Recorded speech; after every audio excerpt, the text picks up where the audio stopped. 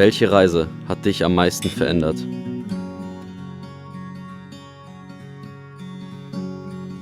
Frankfurter Flughafen, 2. August 2019. Es ist Freitagnachmittag. Wir sind bereits seit 8 Stunden auf den Beinen und haben 3 Stunden Zugfahrt hinter uns. Wir, das sind 23 Jugendliche aus der Jugendgruppe Upstream, der Evangelischen Freikirche Bornheim. Monatelang haben wir uns auf diesen Moment vorbereitet. Und dennoch gehen uns so viele Fragen durch den Kopf. Was wird uns in Manila erwarten? Dieser unfassbar riesigen Stadt mit ihren abertausenden Lichtern.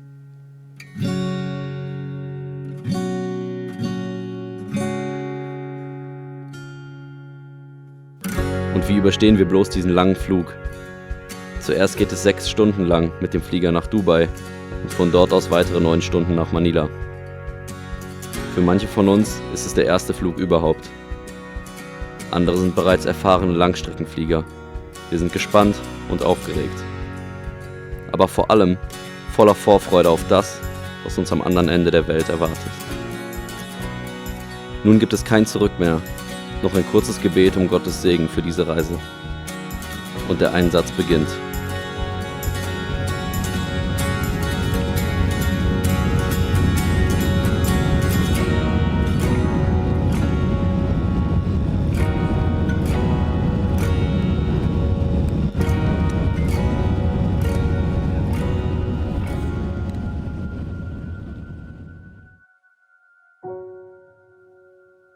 Welche Erwartungen werden sich erfüllen?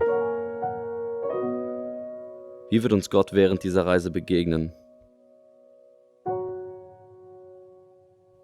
Wie wird er unser Herz verändern?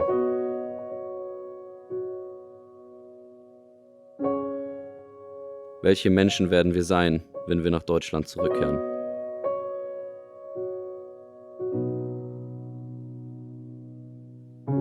Höchste Zeit, das herauszufinden.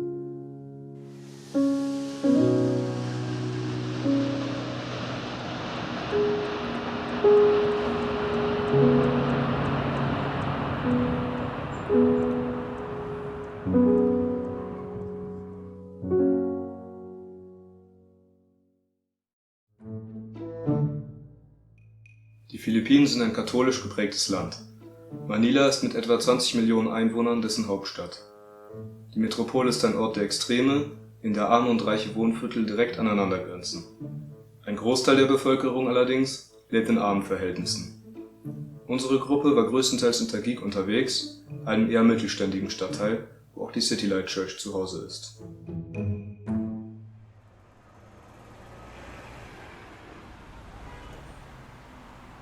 Ankunft in Manila.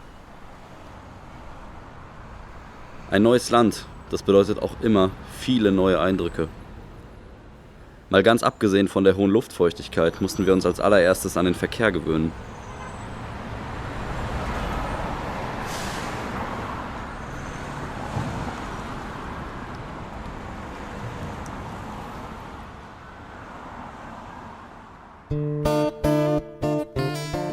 Auch die Armut ist überall sichtbar. Es dauert ein bisschen, bis wir merken, dass das hier noch gar nicht die Slums sind, sondern die durchschnittlichen Wohnungen des philippinischen Mittelstandes.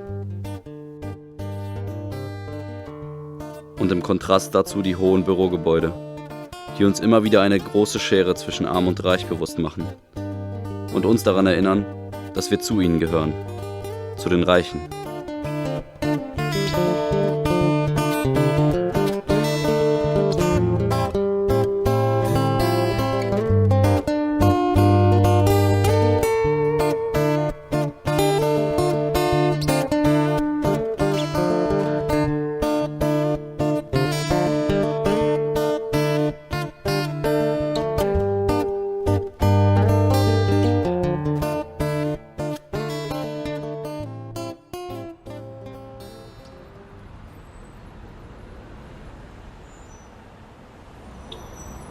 Und das ist unser Taxi für die nächsten 10 Tage. Ein traditioneller Jeepney.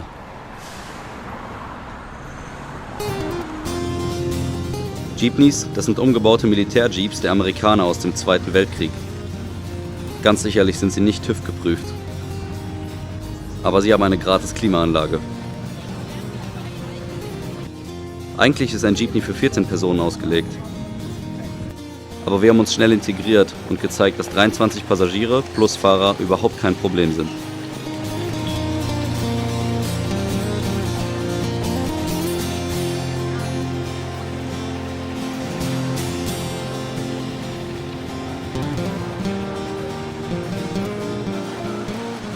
Nach 20 Minuten Fahrzeit erreichen wir die City Light Church im Stadtteil Digit Tipas. Wir werden sofort herzlich von den wartenden Filipinos empfangen.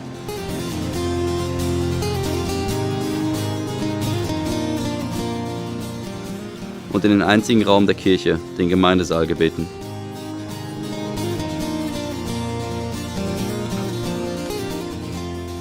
Hier finden nicht nur die Gottesdienste, sondern auch alle anderen Aktionen der City Light Church statt. Aber zunächst einmal Essen. Neben Hühnerfüßen gibt es Reis. Sehr, sehr viel Reis. Die Mittagspause verbringen wir in Pastor Johns Wohnung über der Kirche. In den nächsten Tagen werden hier nicht nur seine Familie, die Mitarbeiter der Kirche und Schulkinder rumlaufen, sondern auch noch 23 Deutsche.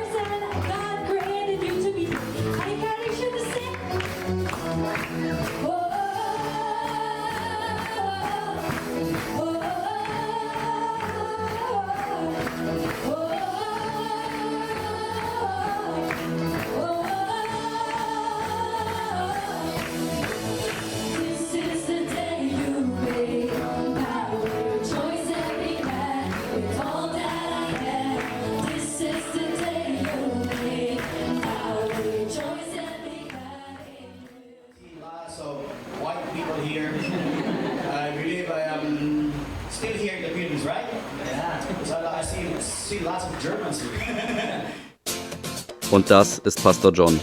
Für uns ist er ein wahrer Held. Er hat so viel Zeit, Nerven, Leidenschaft und Humor investiert, um diese Reise für uns unvergesslich zu machen. Und hier ein paar der leitenden Filipinos, die die Verantwortung hatten.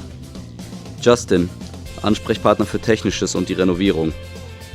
Vincent, Leiter des Basketball-Ministries. Prince, ehemaliger Leiter der Kids Zone. Und Sheena, die die Leitung von Prince übernommen hat. Steph, Pastor B-Boy und Isel sind für die gesamte Planung und Kommunikation zuständig und Jaxel ist Leiter der Campusarbeit. Das ist unsere neue Familie.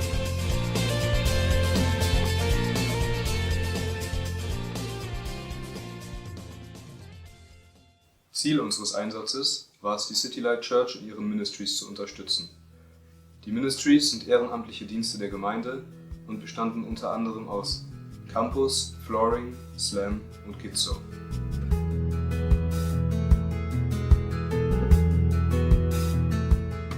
Mit einem Teil von unserem Team hatten wir den ersten Einsatz in der Schule. Diese Schule lag mitten in der Stadt, mitten auf einer riesig belebten Straße. Ja, das war die Pateros National High School. Und diese Schule wurde 1978 gegründet und das Interessante dabei ist, dass es ungefähr 1000 Schüler sind. In dieser Schule hatten wir dann unseren eigenen Raum, wo der Pastor aus der City Light Church und Marvin an 2 verschiedenen Tagen Vorträge gehalten haben. Einmal zur Persönlichkeitsentwicklung und das andere Mal zur Leiterschaft. Und danach haben wir auch nochmal Teambuilding-Spiele gespielt, einfach auch um die Gruppendynamik und alles drumherum nochmal zu festigen und damit sich die Kinder einfach wohler fühlen.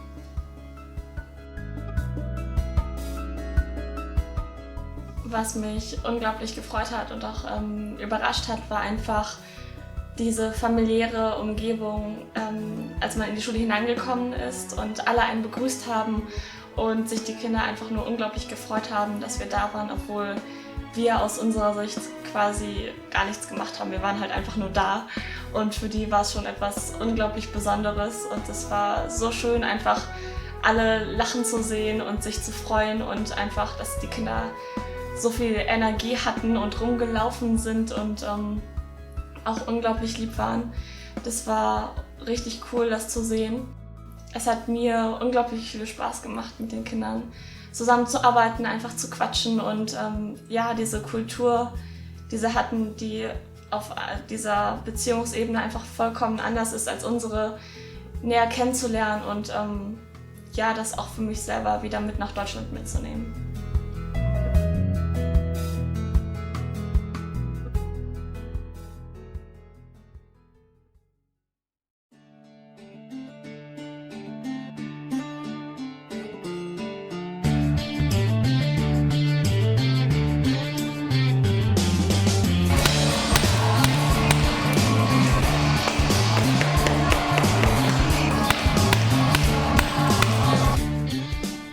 Die Aufgabe des Flooring-Teams war es, den Boden für die Fliesenleger zu präparieren. Alles mit Hilfe von Schläuchen, Stahlnägeln, einem Hammer und purer Muskelkraft. Die Filipinos haben gestaunt, wie schnell wir vorangekommen sind. Durch unsere Vorarbeit konnten die Profis ganze Arbeit leisten und haben den Boden innerhalb von 3 Tagen verlegen können. Pastor John und seine Mitarbeiter haben schon so lange für einen neuen Boden und eine neue Klimaanlage gebetet. Und Pastor Johns Augen haben geleuchtet und sein Gesicht vor Freude gestrahlt, als wir ihm gesagt haben, dass er beides bekommen wird. Und wir sind so dankbar für die vielen Spenden, die diese Freude ermöglicht haben.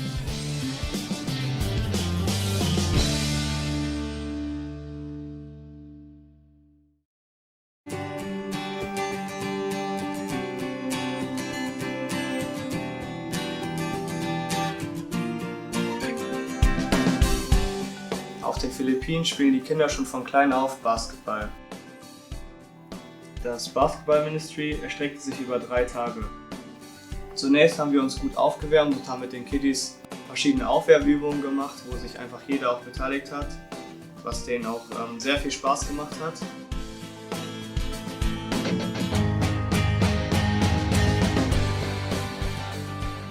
Am 2. und 3. Tag ging es dann in die Turnierform rein. Und wir sind zu verschiedenen Standorten gefahren und haben dort mit den Kids und auch mit den Jugendlichen zusammen das Turnier veranstaltet. Aber egal was wir auch gemacht haben, wir hatten einfach gar keine Chance gegen die.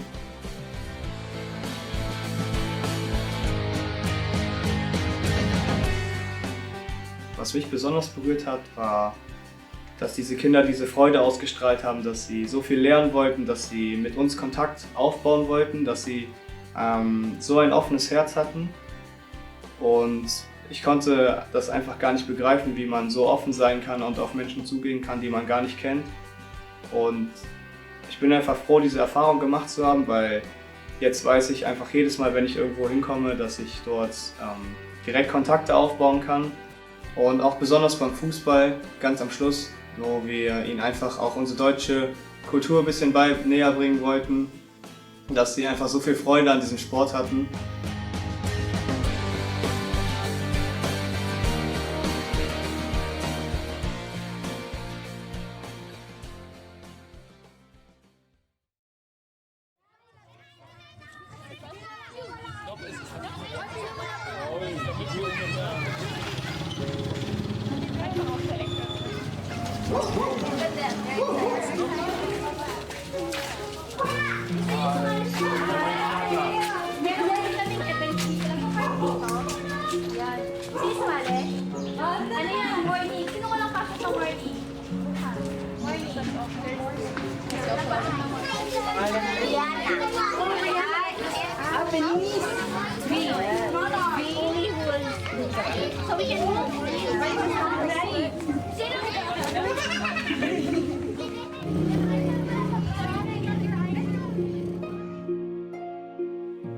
Kids Zone ist ein Bereich der City Light Church, um die Kinder in den Slums zu erreichen. Die philippinische Gemeinde geht dort jeden Sonntag hin und macht mit den Kindern ein Kinderprogramm.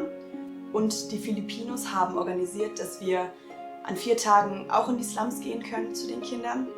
Am ersten Tag haben wir ein bisschen Werbung gemacht für die kommenden 3 Tage. Wir haben IDs verteilt, haben die Namen der Kinder darauf geschrieben und haben dann das erste Mal die schlimmen Umstände dort gesehen. Und es war heftig zu sehen, aber egal wie schlimm das alles war, die Freude der Kinder darüber, dass wir gekommen sind, war viel, viel größer und deswegen hat man die Umstände gar nicht mehr so wahrgenommen.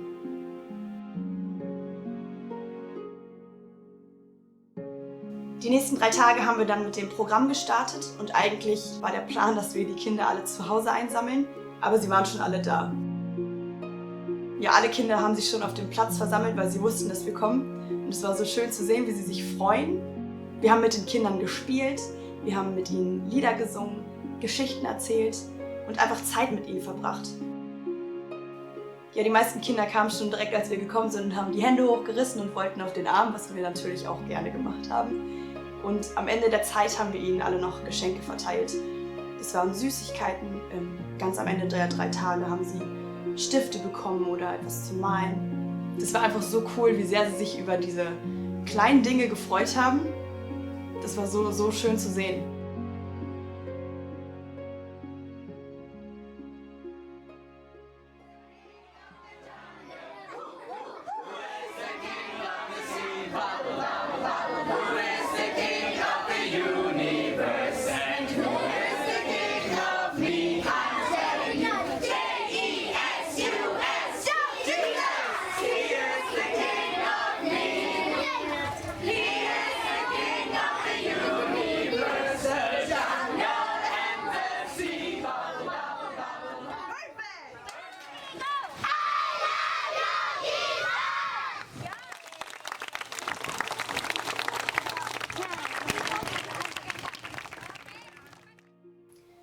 Und mich hat ganz besonders berührt, zu sehen, dass die Kinder auf ihrer ID alle unsere Namen draufgeschrieben haben und sie bemalt haben und etwas drum geklebt haben.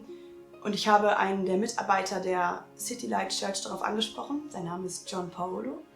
Und er sagte mir in diesem Moment, für die Kinder ist es das Größte, dass wir kommen. Sie sitzen Tag und Nacht zu Hause und warten, dass wir kommen. Und es war so krass in dem Moment, weil ich dachte, wir machen doch gar nicht viel. Klar haben wir uns vorbereitet, aber für mich war das nichts Großes.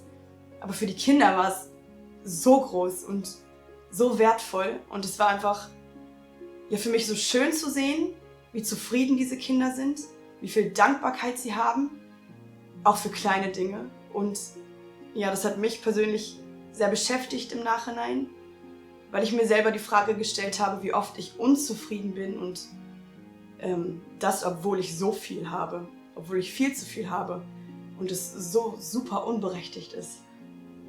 Und das ist etwas, was ich für mich persönlich behalten möchte, dass ich zufrieden bin mit dem, was ich habe, dass ich dankbarer werde für die kleinen Dinge.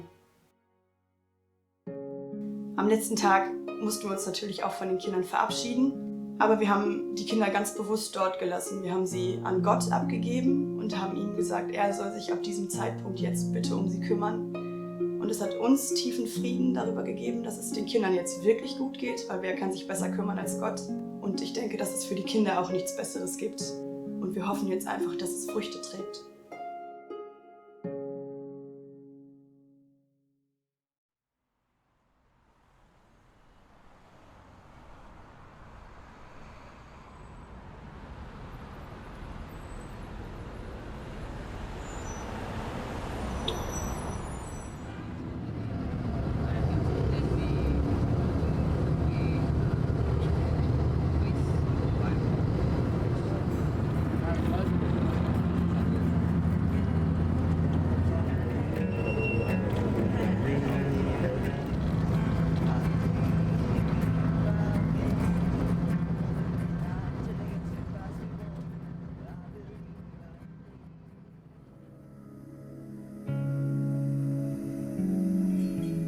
Nachdem der Einsatz vorbei war, fuhren wir mit den Filipinos an den Crystal Beach.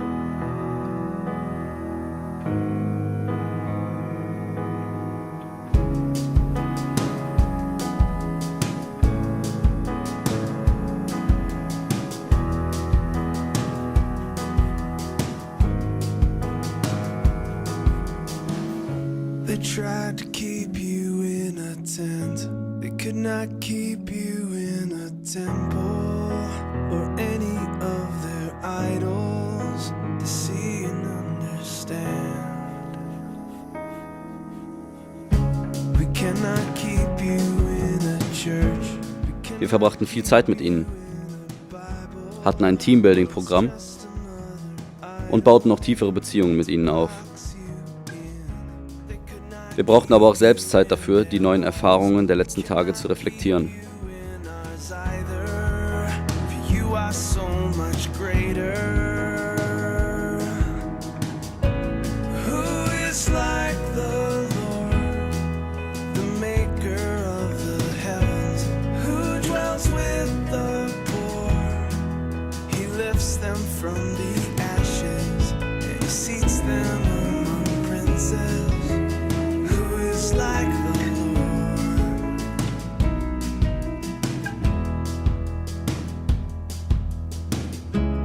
Tried to keep you in our tents. We've tried to keep you in our temples.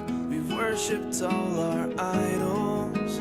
We want all that to end. So we will find you in the streets, and we will find you in the prisons, and even in our Bibles and churches. Jeder von uns wurde auf eine persönliche Art und Weise berührt.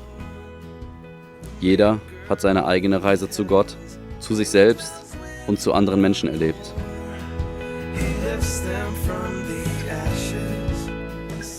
Es gab Augenblicke, die wir nie vergessen werden, und wir erfuhren Liebe, die wir weitergeben möchten.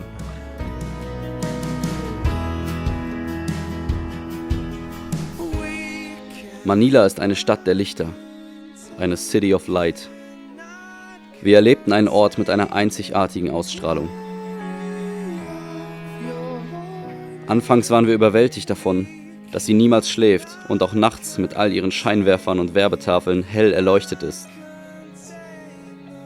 Doch am Ende haben wir erkannt, dass es nicht nur die Stadt selber ist, die leuchtet,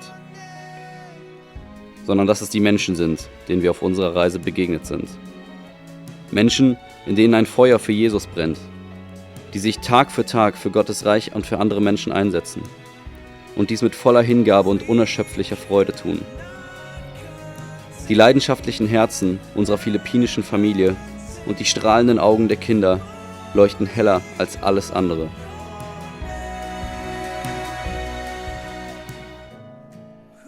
Und sie erzählen eine Geschichte davon, dass wahrer Reichtum nicht in materiellen Dingen liegt, sondern darin, Teil von Gottes Familie zu sein.